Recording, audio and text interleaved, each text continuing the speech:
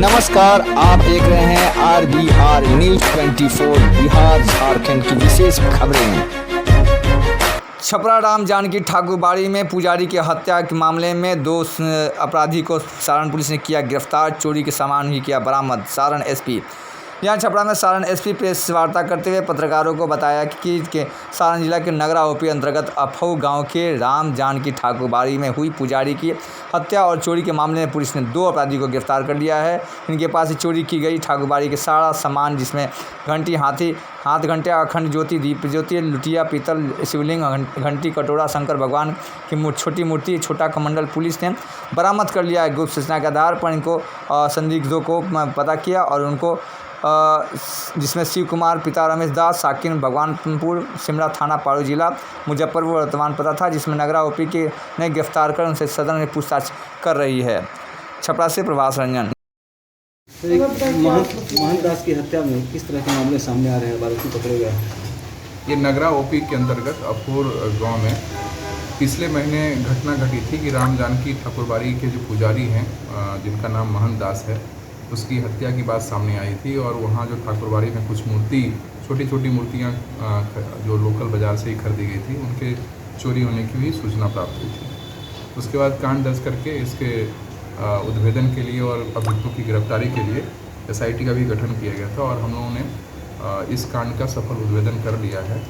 उद्भेदन के पश्चात जो पता चला, उसमें एक शिवम कुमार नाम का लड़का है जो पारू थाना का है, मुजफ्फरपुर का है।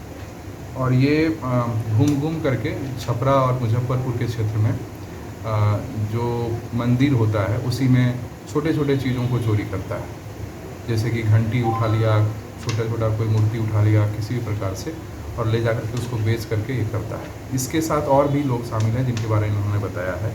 इस घटना के क्रम में क्या हुआ था कि ये उस जगह पर कई दिनों से जा कर के बैठते थे पहले से ही मंदिर में, तो इनको पुजारी से जान पहचान भी हो गई थी। तो फिर जब ये घटना तारीफ कर रहे थे, उसी समय पुजारी की नींद खुल गई थी, जो 80 वर्ष के लगभग थे। तो इनको ये डर हुआ कि ये पहचान गए हैं तो अब ये दूसरे को बता देंगे, तो इन्होंने उसकी हत्या कर दी गला दबा करके, जैसा इन्होंने बताया भी है। और इनके निशानदेही पर जो भी चीज़ें वहाँ से चोरी गई थी, उसको इन्होंने एक विवेक ज्वेलर्स के है विवेक कुमार, जो कि मुजफ्फरपुर का है, उसके यहाँ ये अपना बेचते थे, तो उसके निशानदेही पर वहाँ से बरामद भी किया गया। इनके द्वारा बताया गया कि जो चीज़ इन्होंने यहाँ से बेचा था उसको ये 4500 रुपया में बेच दिए थे। और इनके पास से और भी चोरी के सामान, मोबाइल भी बरामद किया गया है।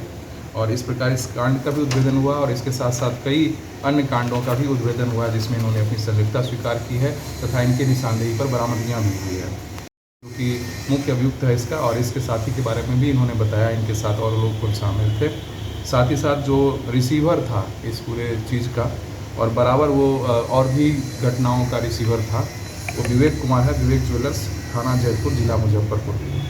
इनके पास से जो बरामदगियाँ हुई है वो घंटी है, छोटा प्लेट जो होता है आरती दिखाने वाला, हाथ घंटी, अखंड ज्योति का दीपक ज्योति, लोटिया, और भी कई चीज़ें हैं, शिवलिंग छोटा वाला 2, अन्य घंटी, कटोरा, घंटी का तवा, शंकर भगवान का छोटा मूर्ति, छोटा कमंडल और चोरी का मोबाइल इत्यादि वगैरह बना लेता था।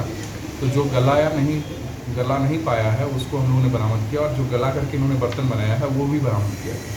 जो पिता का भी नाम आ रहा है, जो अभियुक्त है उसको पिता का भी कुछ अभी उस पर हम लोग जो भी चीज़ें आई है पूछताछ के दौरान उसको सत्यापन करके, और जो अभियुक्त पर सही पाया जाएगा उसकी गिरफ्तारी के लिए छापेमारी की जाएगी। वारदात के रात एक आदमी था या 2 आदमी? ये अभी आपको हम नहीं बता सकते हैं कि कितने आदमी था। ये हमें जानकारी जो मिली है उसका हम सत्यापन करके अनुसंधान उपरांत ही आपको सूचना दे सकते हैं।